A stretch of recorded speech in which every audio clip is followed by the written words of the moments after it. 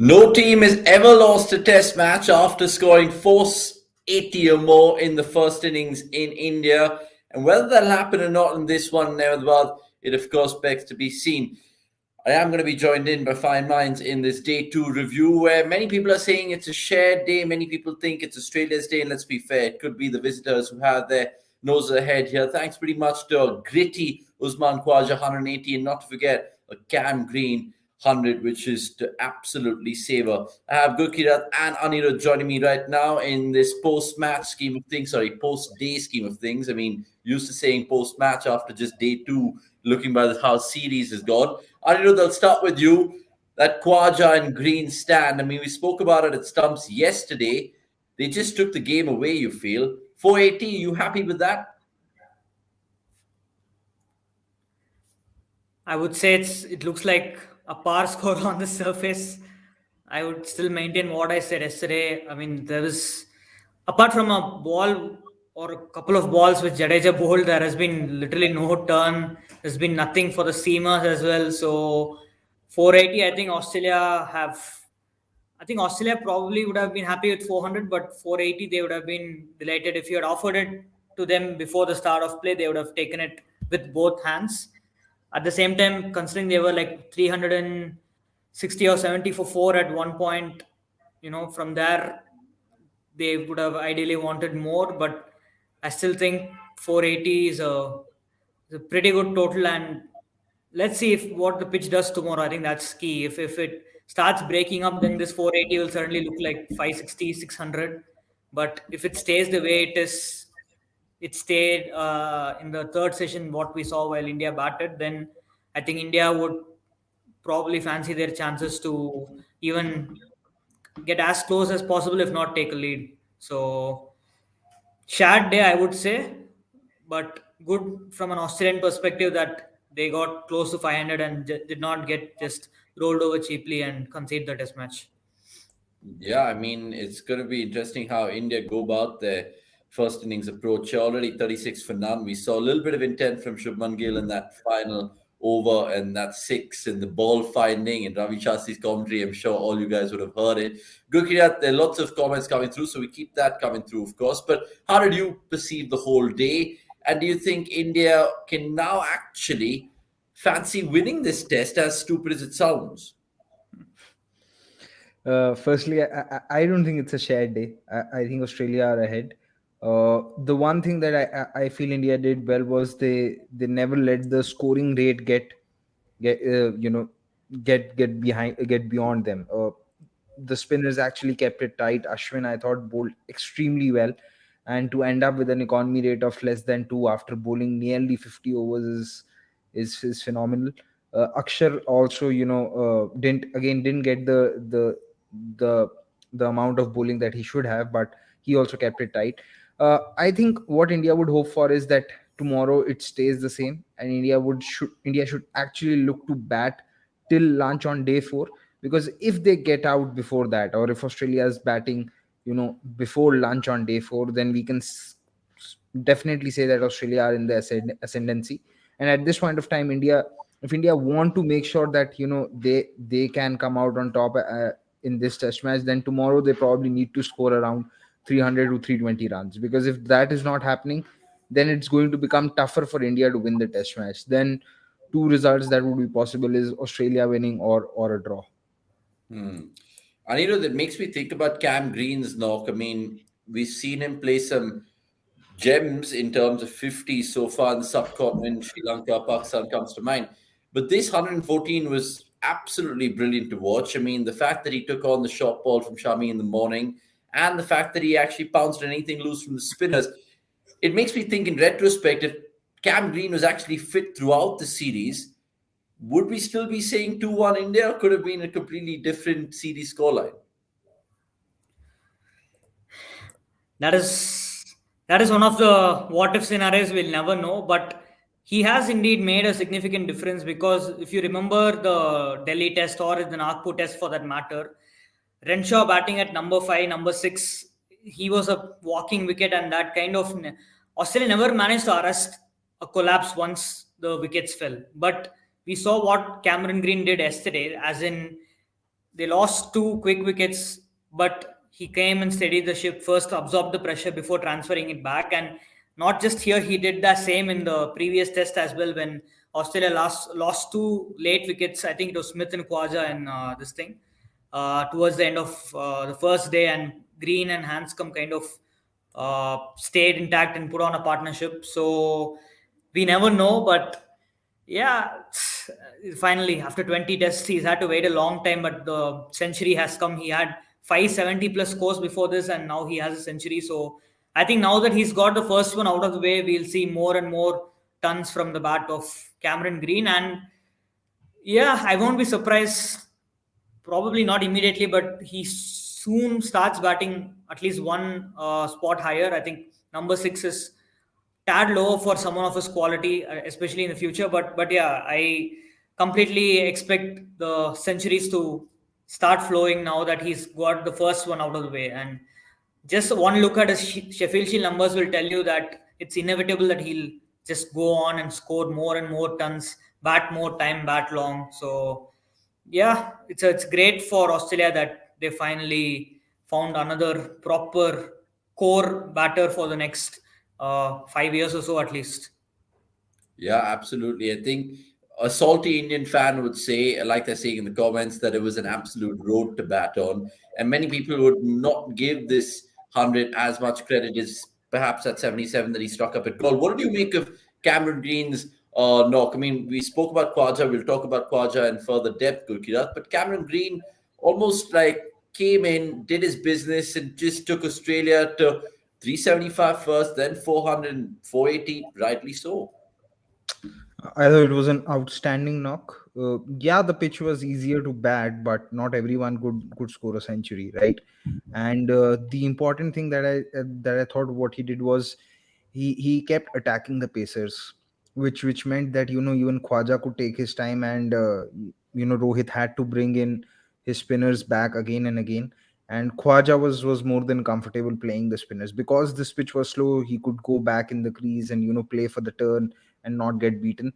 Eventually, he did get beaten that way, but it was more of him being lazy than I think anything else. So one good thing that Cameron Green did was, like I said, he kept attacking the paces, and it might have been a flat pitch, but we have to take the context of the situation when he came out to bat. Australia were around 160 for 4, and then he built a 200 run partnership, and made sure that Australia were always ahead in the game and never chasing the 8 ball, which has happened quite a few times in this test series. So and he it's not that he's done yet. He's going to have a role to play with the ball too, wherein I do feel that he might also at some point of day 3 start bowling with that short ball tactic, because of how this pitch is not offering any help whatsoever. So, and him resorting to the short ball tactic might even work given his height, because I do feel if he actually bends his back, there could be some uneven bounce, and that could catch a few Indian batters by surprise. So he still has a role to play,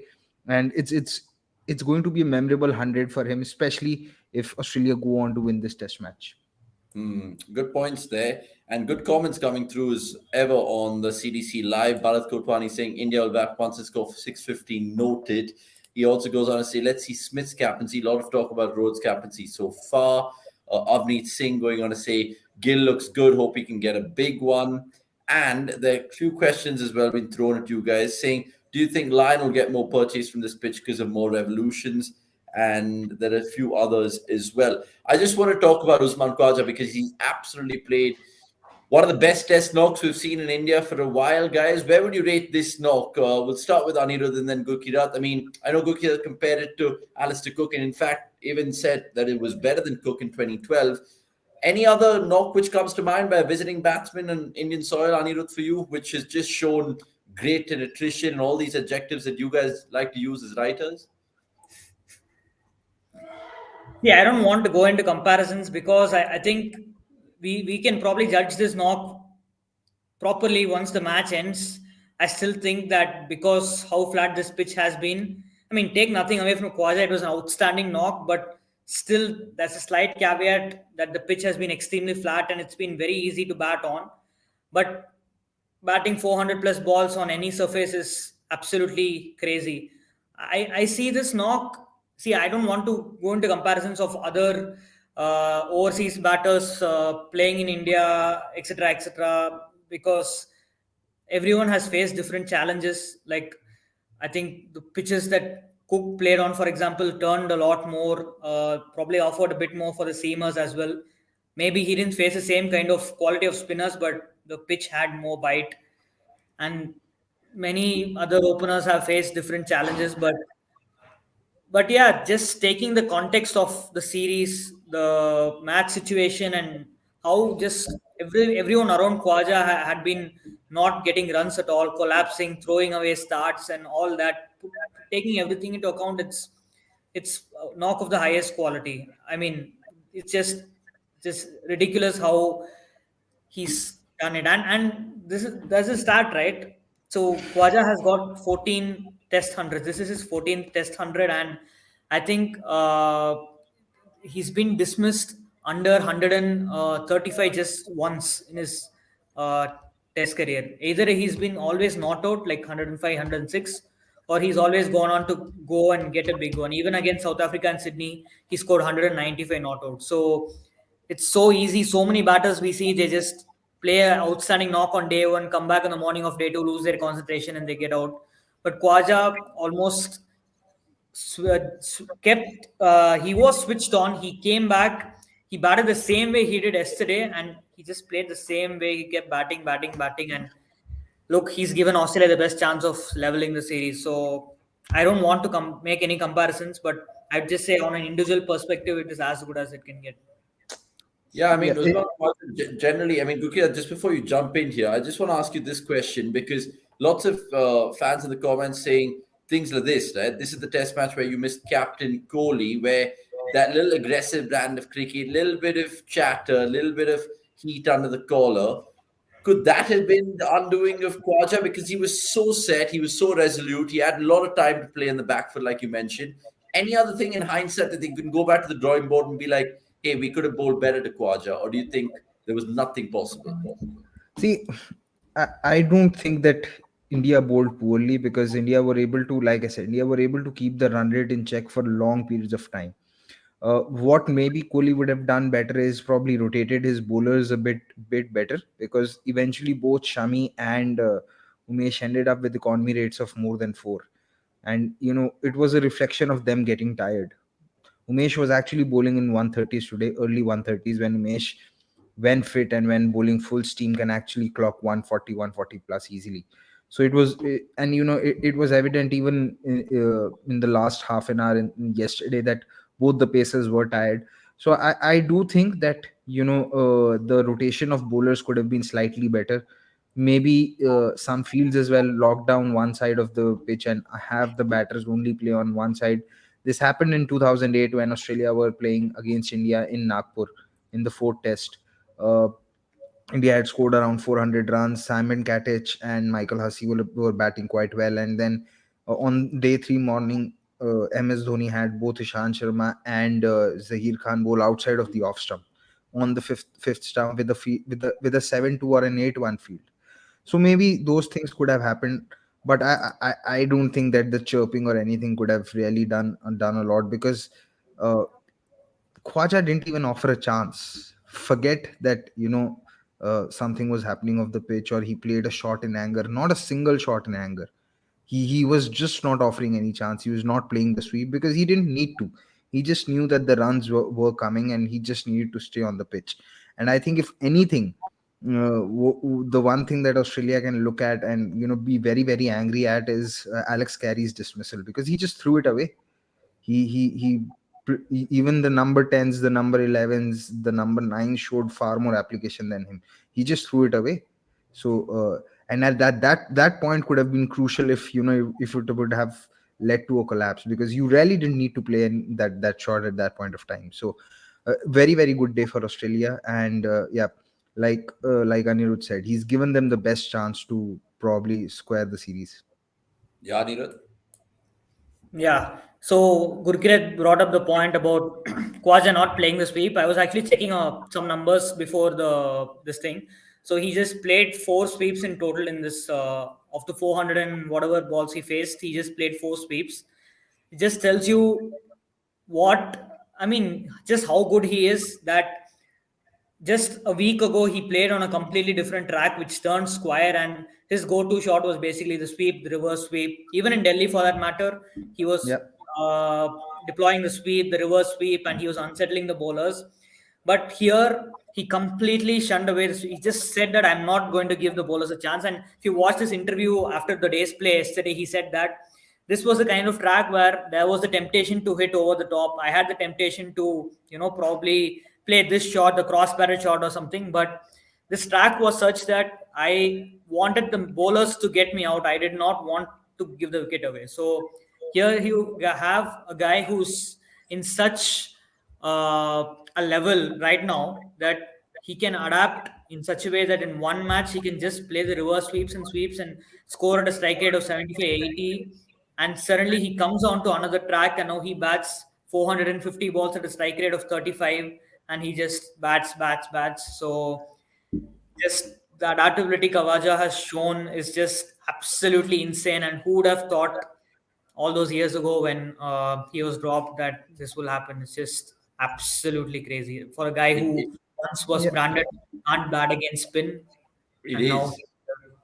I mean, you just kind of appreciate it more and more when you kind of look at the facts and figures and the stats. I mean, 422 balls is no joke. I mean, I know it's kind of flaccid track, but that's 70.2 overs to be precise. But like you guys said, a chanceless no. I just want to ask you guys about Ravichandran Ashwin, right? Because now I think he's level in terms of most Border Gavaskar Trophy wickets with Nathan Lyon, which is obviously going to be seeing that race, of course, culminate in due time. But 6 for 91 today. I mean, it's not the most memorable fifer that we've seen Ashwin register. By the way, he has the most fifers now in Test, just barring Murali, who has 45 or something like that.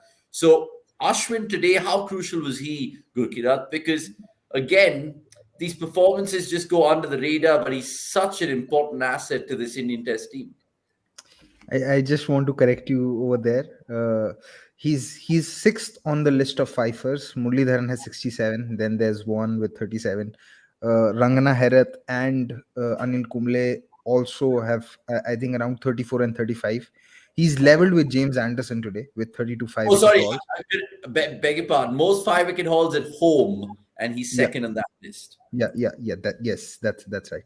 So yeah, I mean, I don't remember the last time Ashwin had to bowl as much as he did, and had to find it so difficult to take 5 wickets.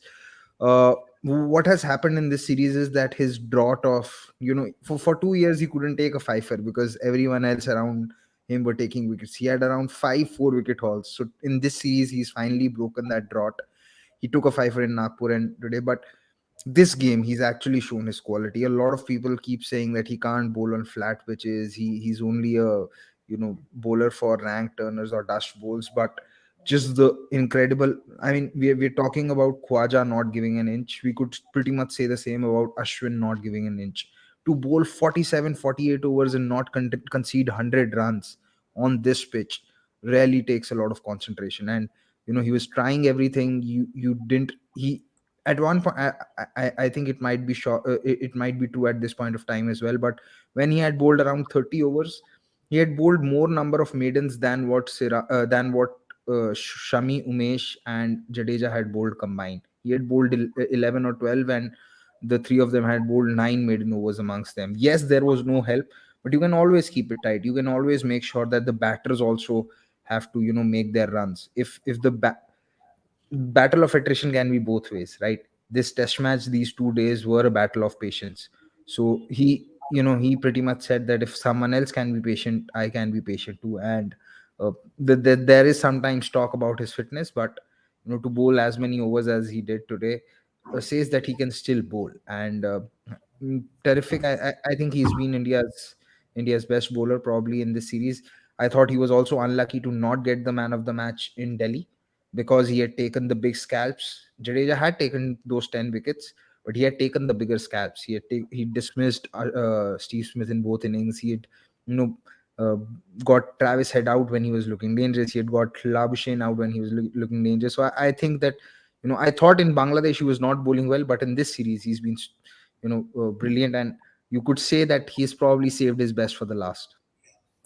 6 for 91, and some would look at that particular bowling display from Ravichandran Ashwin and be like, not real big wickets. It's all about the tail enders and all of that. But look, at the end No, of the day, like three wickets in the top six. 3 wickets in I the top know, six. but essentially, I mean, look at the batsmen that he's getting out, right? I mean, it's not like really ones who've taken the world by storm. But look, credit where credit's due, 6 for 91. He might end up getting the man of the match if India get that result going their way. Anirudh, I'll just ask you this because there's just about 5 to 10 minutes to wrap up in this preview. So keep your comments coming through. We'll, of course, ask Gurkirat and Anirudh anything that you want them to answer. Pranav Anand has asked you all rather, what should be India's approach tomorrow, boys? Bat quicker or bat long? I think the surface will still be very good to bat till the end of day three. Starks, foot marks might come into play. Remember, there is another test match going on in New Zealand. And if Sri Lanka managed to, of course, win that and then go into that second test with confidence, India could actually not make the WTC. So they have to, of course, aim for a victory. Can they still do it? Like what Pranav Anand is saying here, Anirudh? Well, I don't know if, regardless of bat quick or bat long, India should just ensure that they don't lose their way like they did against England in Chennai a couple of years ago on a similarly flat surface, because regardless of what approach they take, how much they score in this first innings will define this test. If India can score above 400, 450, then I think they have a real good chance of winning the test, because you never know. Australia can still fold like they've done all series. But in case they concede a lead of over 100, 125, then you just need Australia to score 150, 160 in the second innings and set India a tricky target to chase in the fourth day. So my advice to the Indian batters will be to just ensure that you don't throw your wickets away, and then just keep batting. Just don't throw your wickets away. Just score as many runs as possible. Don't worry too much about the run rate to start off with, because it's not like you can just come out with the mindset that, okay, I'm going to score at 4 runs per over and I'm just going to get 400 runs in 60, 70 overs, and then the pitch will deteriorate. What if the pitch doesn't deteriorate? You never know, right? So just play the ball, each over according to its merit, and try and get 450, 475, and that should be India's priority. And I think if they do get close to Australia's total, then we will see almost a completely different match in the second innings. That India will have the momentum, and I think Australia will be under real pressure after that. Gurkirat, obviously the openers hold the key for India purely because of the fact that they can take the game away. We've seen it with Gill, we've seen it with Rohit. Those two really, really are the crucial wickets that Australia will be targeting, because Pujara, Kohli, they're not going to really take the game away like how we think that others do. Yeah, so India would hope that Pujara can do something like what Khwaja's done, just bat long and bat time. Because if Pujara is also able to play 400 balls, you'd expect him to score a century, if not 400 balls, then 300 balls at least. But yes, India's first target should be to reach 400 runs, and if they can reach that target by, say, morning of day 4, I think they would have done well. And from there on, then, because the closer that they get, I don't think that Australia are going to declare, even if I think the minimum amount of target that Australia will sort of set for India would be around 250 runs. I don't think that they'll declare before that, because that is them being very aggressive, because this pitch has been slow, and while it may start breaking and it might start turning, it's not going to be faster. And when the pitch is slow, the batters always have the time to go back and smother the spin, cover for the spin, and then play their shots. What happened in Chennai was, one, I thought Dom Best got lucky, and then India were also found confused as to how they wanted to approach the game. It was not clear whether they wanted to bat aggressively and then take a lead, or whether they wanted to bat time. I think over here they'll have a lot more clarity in their approach. Thirdly, I do believe that in the second innings, when India came on to bowl in Chennai, they really didn't have the required discipline to make sure that England are not scoring runs at the kind of pace that you'd want. And the runs are obviously a difference. England had scored some 580 runs. There's still 100 runs less, and England had batted more time, I suppose. So there is there's reason to believe that this may not go the Chennai way. And what will also give India a bit of hope is that Australia are more or less a 4.5 man bowling attack and not a 5-man bowling attack. And sometimes in this kind of heat on this pitch, if you're just a 4-man bowling attack, it could get really tough. Even if one of them is having a bad day, then you can make it count. So India would need that maybe one of the openers can start going after the bowling and play with the positive intent that they do anyhow. And then someone from the other end. I don't know whether it's going to be Kohli or whether it's going to be Pujara or whether it's going to be someone else. Someone at the other end just bats time, because if that keeps happening, then I think India would be comfortable. Yeah, I think it comes down to Pujara batting time and, of course, setting up shop. But look, like I said, Gill and Rohit Sharma, if they can go gung ho after seeing up maybe the first half an hour, 45 minutes, anything can happen. Anirudh, Gurkira, thank you so much for your time in this day two scheme of things. Day three, they always say is a moving day. Let's see how much it really totters on. You guys can catch the coverage on cricket.com in terms of the live blog and the analysis. And of course, we'll be here tomorrow, same time, same place. We really appreciate everyone in the comments as well. Chant and Sahil were absolutely tugging each other's hair in the comments. But look, good to see it as ever. And we'll leave it there, ladies and gents. We appreciate your time and catch us later as we're doing yet another watch along in the women's T20 league. I should be careful nowadays. And we'll see you there, 9 o'clock, of course. Second innings, there'll be Bishan, me, Gurkirat. There's also going to be Mohit, who's going to be making his debut. So lots of things to chat about then. We can, of course, talk about different things as you like at that point in time. But right now, right here, have a fantastic remaining Friday and the rest of the weekend ahead. And finally, we're getting at least the test match to go into day 3, 4, potentially day 5. That's what we like. And we'll leave it there. My name's Avnish Hegde. We'll see you guys soon. Remember, later today at 9 p.m. Join us. It's a goodbye from me.